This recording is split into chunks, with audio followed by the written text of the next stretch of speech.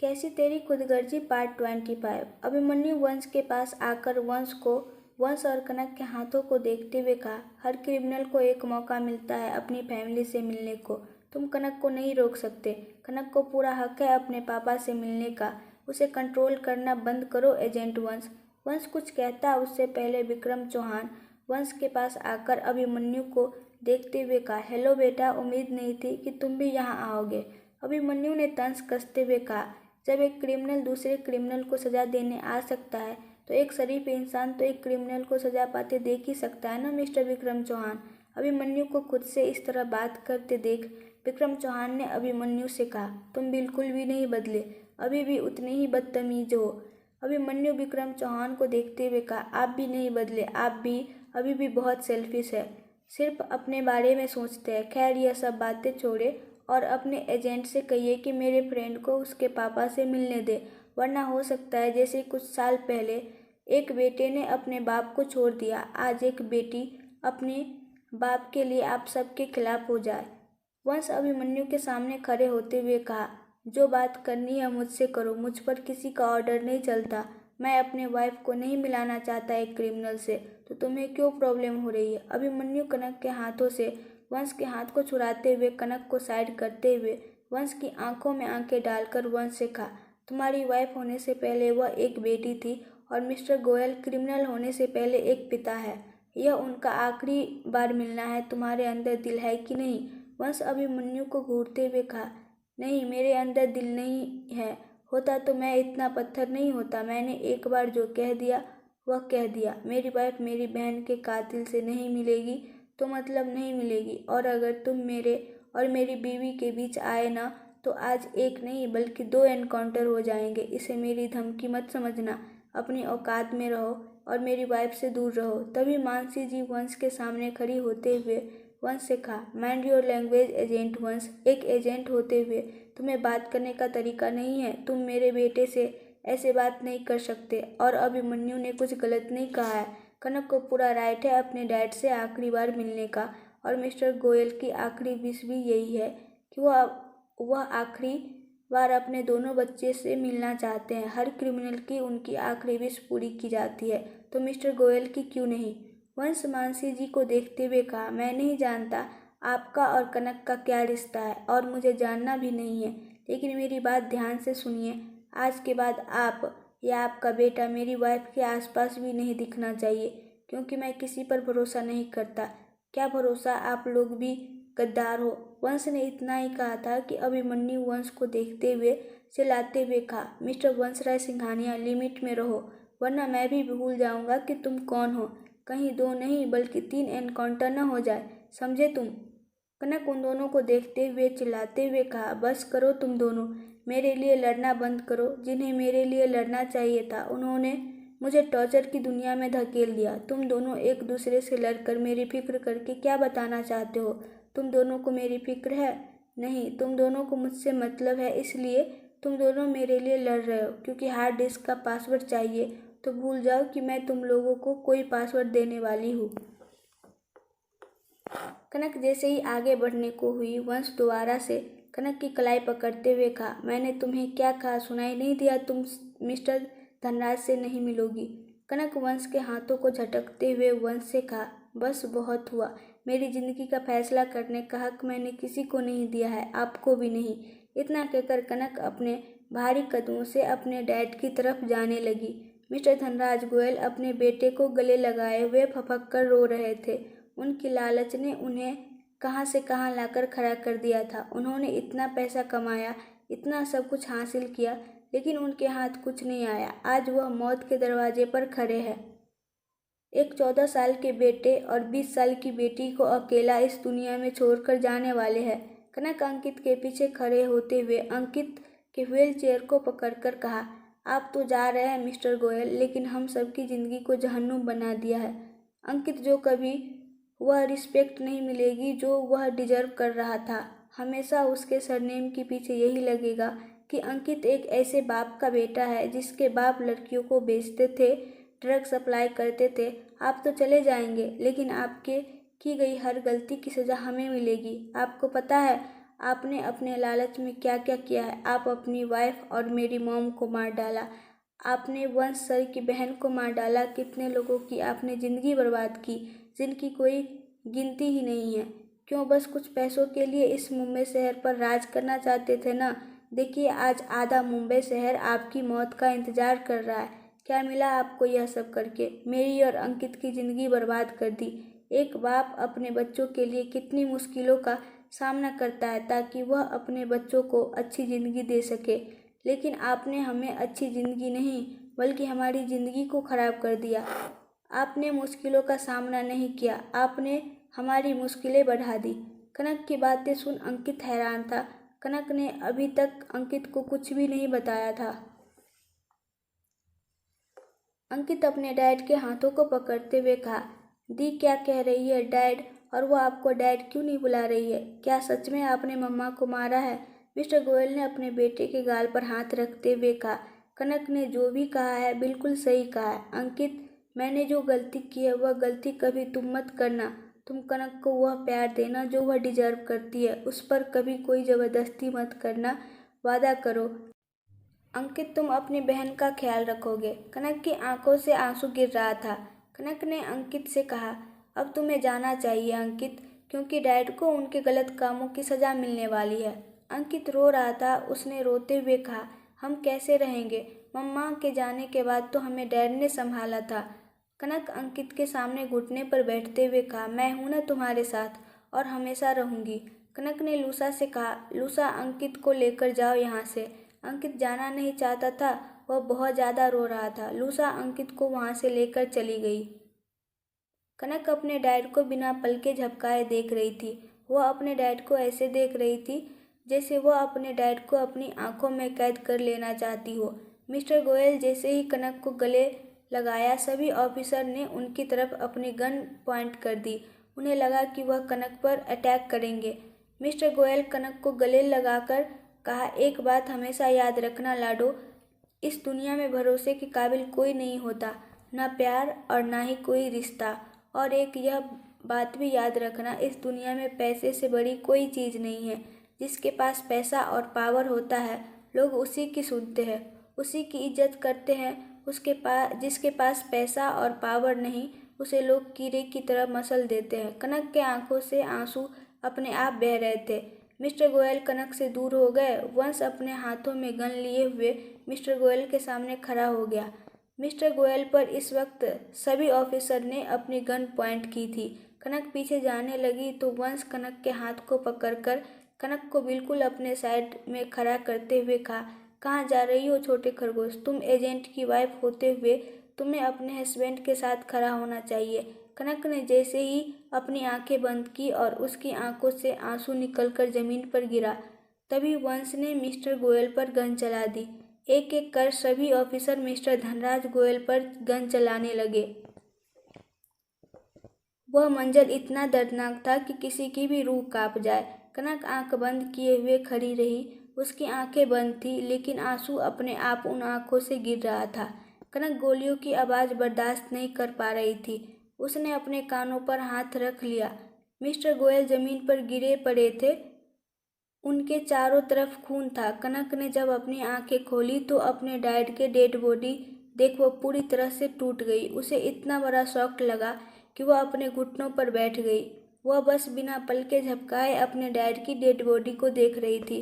उसकी आंखों से आंसू गिरता जा रहा था। वह अपने डैड को देखते देखते वहीं पर बेहोश हो गई। कनक को बेहोश होते देख सभी डर गए। अभिमन्यु जैसे ही कनक के पास जाकर कनक को उठाने को हुआ, वंश अभिमन्यु को रोकते हुए कहा, मेरी वाइफ से दूर रहो, हाथ मत लगाना। अगर उसे हाथ लगाया तो तुम्हारे हाथ तोड़ दूंगा। 2 दिन बाद कनक बेहोश हॉस्पिटल के बेड पर लेटी थी। उसके चारों तरफ मशीन लगी थी। वंश बैठा कनक को देख रहा था। कनक को एनकाउंटर के दिन से होश नहीं आया था। डॉक्टर ने वंश से कहा था, कनक को 17 आवर में होश नहीं आया तो कनक हमेशा के लिए कोमा में चली जाएगी। डॉक्टर की बातों से वंश बहुत परेशान था। उसे बहुत डर लग रहा था। पहली बार वंश तब डरा था जब उसकी बहन उसे छोड़कर चली गई, और दूसरी बार अब उसे डर लग रहा है। रूहान हॉस्पिटल का डोर ओपन कर अंदर आते हुए कहा, रैबिट को कब तक होश आ जाएगा? वंश, वह 2 दिनों से क्यों सो रही है? क्या किया है तुमने उसके साथ? रूहान के सवालों का जवाब वंश के पास नहीं था। वंश सोचा नहीं था कि सिचुएशन कुछ ऐसी हो जाएगी। रूहान कनक के पास जाकर कनक के हाथों को अपने नन्हे हाथों में पकड़ते हुए कहा, रैबिट, तुमने मुझसे वादा किया था तुम हमेशा मेरे साथ रहोगी। तुम अपने वादे को नहीं तोड़ सकती। रैबिट, तुमने वादा किया था तुम अपने टैडी के साथ हमेशा रहोगी, तो तुम अपना वादा कैसे तोड़ सकती हो? अगर तुम नहीं उठी तो मैं तुमसे नाराज हो जाऊंगा। प्लीज रैबिट, उठ जाओ ना। एक तुम ही तो थी जो मुझे समझती थी, जो मेरे साथ खेलती थी। यह सब गंदे हैं, सब सिर्फ मुझ पर ऑर्डर चलाते हैं। मुझे इनके साथ नहीं रहना, मुझे तुम्हारे साथ रहना है। उठो ना रैबिट। कितना सोओगी रैबिट?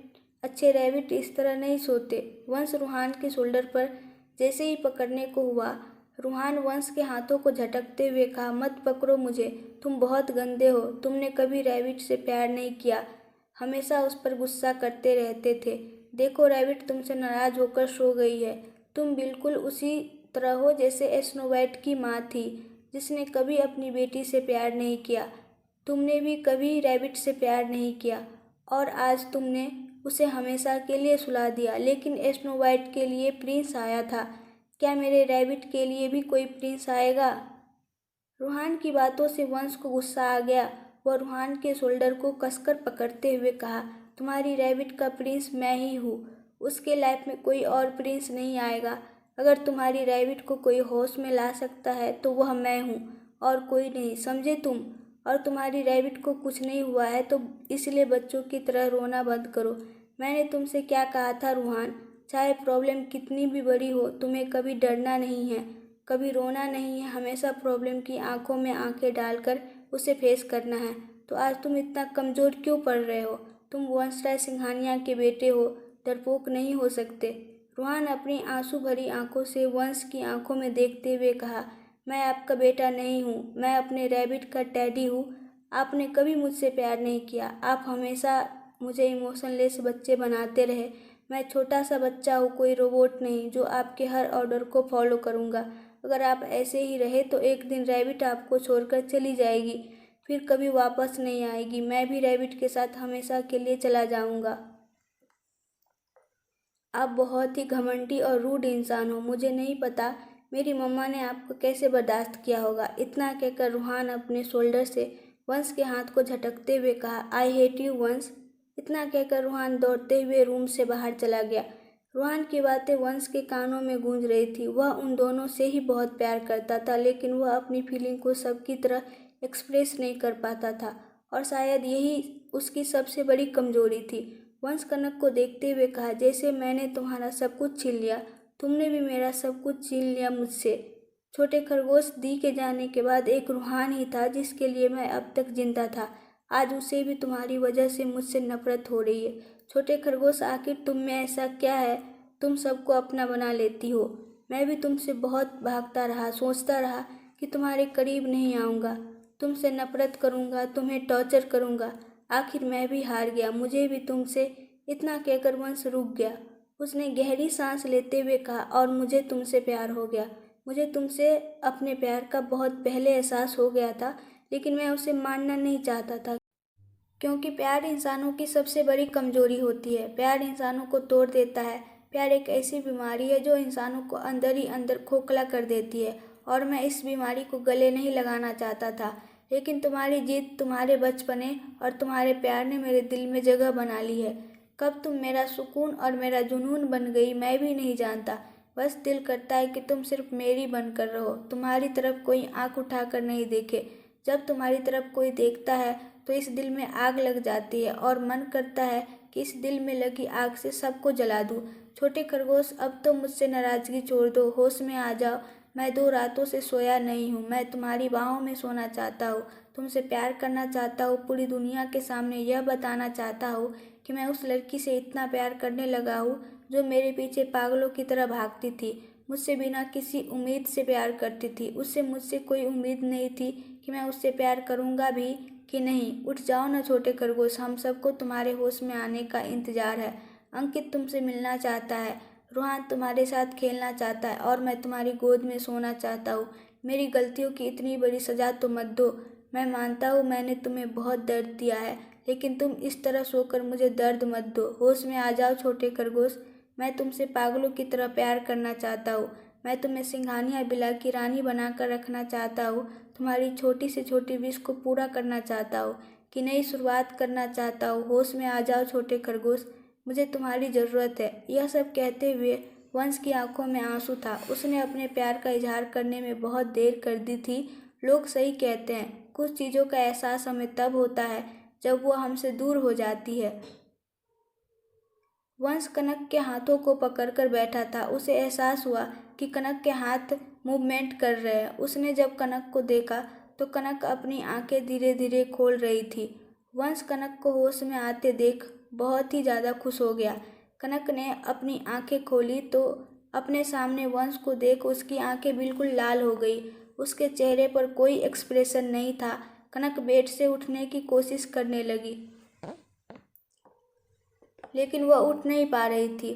वह बहुत ही कमज़ोर हो चुकी थी। वंश कनक के हाथों को पकड़कर कनक से कहा, मैं हेल्प कर देता हूँ, रुको। इतना कहकर वंश जैसे ही कनक को छूने को हुआ, कनक ने वंश के हाथों को अपने हाथों से रोकते हुए वंश से कहा, मुझे अब आपकी और हेल्प की ज़रूरत नहीं है, मुझे खुद ही अपनी हेल्प करनी पड़ेगी। इतना कहकर कनक जबरदस्ती उठकर बेड पर बैठ गई। उसने अपने हाथों में लगी ड्रिप को एक झटके से खींचकर निकाल दिया। ड्रिप के इस तरह निकालने से कनक के हाथों से खून निकलने लगे। वंश कनक के हाथ को पकड़ते हुए कहा, यह तुम क्या कर रही हो? तुम्हारा दिमाग तो खराब नहीं हो गया ना? कनक अपनी बड़ी बड़ी पलकें उठाकर वंश को देखते हुए कहा, मेरा दिमाग खराब था, अब नहीं है, अब मैं होश में हूँ। इतना कहकर कनक जैसे ही बेड से उतरकर अपने पैरों को जमीन पर रखा, उसका सिर चकरा गया और वह जैसे गिरने को हुई। वंश दोबारा से कनक को पकड़ता। कनक अपने हाथ को दिखाकर वंश को रोकते हुए कहा, यह दिखावा करने की ज़रूरत नहीं है। आपको जो करना था आप कर चुके हैं। मुझे जो करना है मैं वह करूँगी। इतना कहकर कनक लड़खड़ाते हुए धीरे धीरे वहाँ से जाने लगी। वंश एक झटके से कनक के सामने खड़े होते हुए कनक से पूछा, कहाँ जा रही हो तुम? कनक ने गहरी सांस लेते हुए कहा, घर जाना चाहती हूँ। क्या आप मुझे लेकर चलेंगे? वंश ने कनक से कहा, लेकिन तुम्हारी तबीयत ठीक नहीं है। कनक ने वंश से कहा, मैं बिल्कुल ठीक हूँ, मुझे कुछ नहीं हुआ है। क्या आप मुझे लेकर चलेंगे या मैं अकेले जाऊँ? वंश जानता था कनक से इस वक्त बहस करना बेकार है, इसलिए उसने बिना किसी बहस के कनक को अपनी बाहों में उठाकर हॉस्पिटल से सिंघानिया बिला की तरफ जाने लगा। कनक को ठीक होते देख और घर पर देख रूहान बहुत ही ज़्यादा खुश हो गया। रूहान ने कनक को गले से लगा लिया। अंकित भी सिंघानिया बिला में रहने लगा था। अंकित ने कनक से कहा कि वह वंश के साथ नहीं रहना चाहता, वह सिर्फ अपनी दी के साथ रहना चाहता था। कनक ने अंकित से थोड़ा इंतजार करने को कहा। वक्त धीरे धीरे गुजरने लगा। 1 महीना गुजर चुका था। कनक कॉलेज जाती, कॉलेज से घर आती, अंकित और रूहान के साथ अपना पूरा वक्त बिताती थी। वंश कनक से बार बार बात करने की कोशिश करता, लेकिन कनक हर बार उसे नज़रअंदाज करती थी। एक बात जो हुई थी वह यह थी कि कनक इन महीनों में स्लीपिंग पिल्स लेने लगी थी। बिना स्लीपिंग पिल्स के उसे नींद नहीं आती थी। यह बात वंश नहीं जानता था। 1 महीने बाद कनक बेड पर बैठी थी, वंश सोफे पर बैठा था। कनक आज बहुत ज़्यादा थक चुकी थी, क्योंकि आज उसने अभिमन्यु के साथ बास्केटबॉल की प्रैक्टिस की थी। कनक सोना चाहती थी, लेकिन उसकी आंखों में नींद कहीं नहीं थी। वह बहुत ज़्यादा थकी थी, लेकिन फिर भी उसे नींद नहीं आ रही थी। कनक अपने बेड के साइड ड्रॉवर से स्लीपिंग पिल का बोतल निकाला और वह स्लीपिंग पिल लेती। उससे पहले वंश कनक को देख रोकते हुए कहा, रुको छोटे खरगोश, तुम कैसी दवा खा रही हो? कनक वंश को देखते हुए कहा, स्लीपिंग पिल्स खा रही हूँ क्योंकि मुझे नींद नहीं आ रही है। कनक की बातें सुन वंश ने शॉक्ड होते हुए कहा, व्हाट? लेकिन तुम स्लीपिंग पिल्स क्यों खा रही हो? तुमने मुझसे इसकी परमिशन ली? कनक, जो महीनों से अपने गुस्से को अंदर ही अंदर दबा रही थी, वंश की बातों से उसका गुस्सा आज उसके कंट्रोल से बाहर हो चुका था। कनक गुस्से से बेड से उठकर चिल्लाते हुए कहा, क्या चाहते हैं आप? कि सांस भी आपसे पूछ कर लूँ? क्या प्रॉब्लम है आपकी? सब कुछ तो छीन लिया मुझसे, अब क्या बचा है मुझसे छीनने के लिए? वंश गुस्से से लैपटॉप को टेबल पर रखकर कनक के पास आकर कनक के दोनों शोल्डर को पकड़कर कनक को बिल्कुल अपने करीब कर कनक से कहा, आखिर तुम्हें हुआ क्या है? तुम मुझसे इस तरह बात कैसे कर सकती हो? मैं तुम्हारा हस्बैंड हूँ और 1 महीने से मैं तुमसे बात करने की कोशिश कर रहा हूँ और तुम मुझसे दूर भाग रही हो। तुम मेरी बातें सुनना क्यों नहीं चाहती? आखिर क्या हुआ है तुम्हें? कनक ने वंश को देखते हुए कहा, कुछ नहीं हुआ मुझे, और मन नहीं है आपकी बातें सुनने का।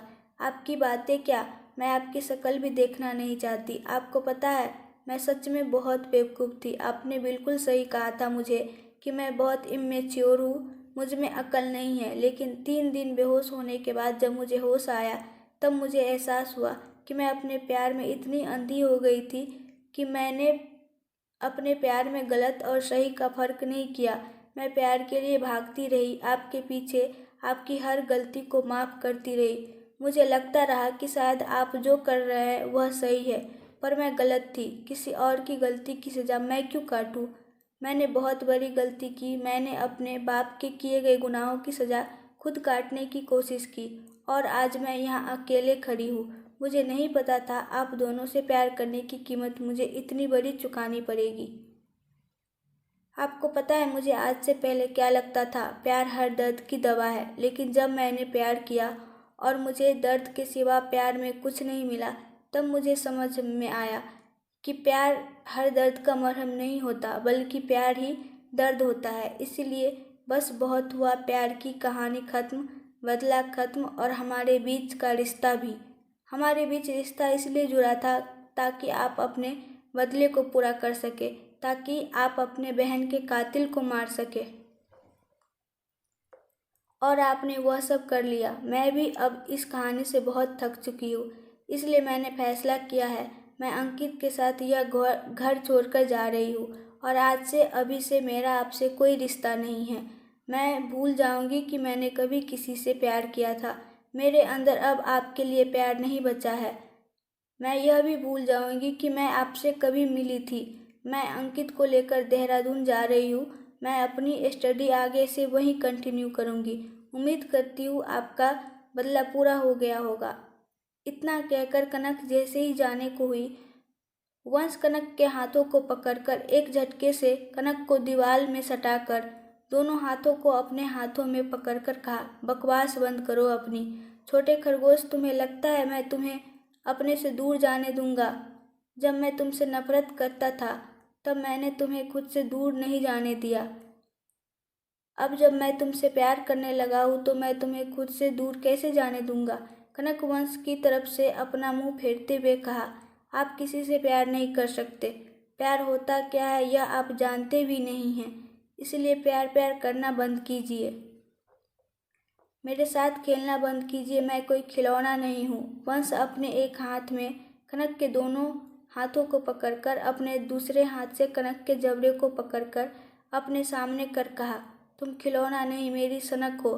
तुमने अब तक मेरी नफरत देखी, मेरा गुस्सा देखा, लेकिन अब तुम मेरा प्यार देखोगी। तुम यहाँ से कहीं नहीं जाने वाली। तुम्हें इसी घर में रहना होगा। मेरी मर्जी के बगैर तुम कहीं नहीं जा सकती। कनक वंश को खुद से दूर करने की कोशिश करती रही, लेकिन वह वंश की ताकत के सामने बहुत कमज़ोर थी। अगर आपको इस कहानी के आगे का पार्ट देखना है तो कमेंट में बताएं और प्लीज़ आप लोग मेरे चैनल को सब्सक्राइब कर दो।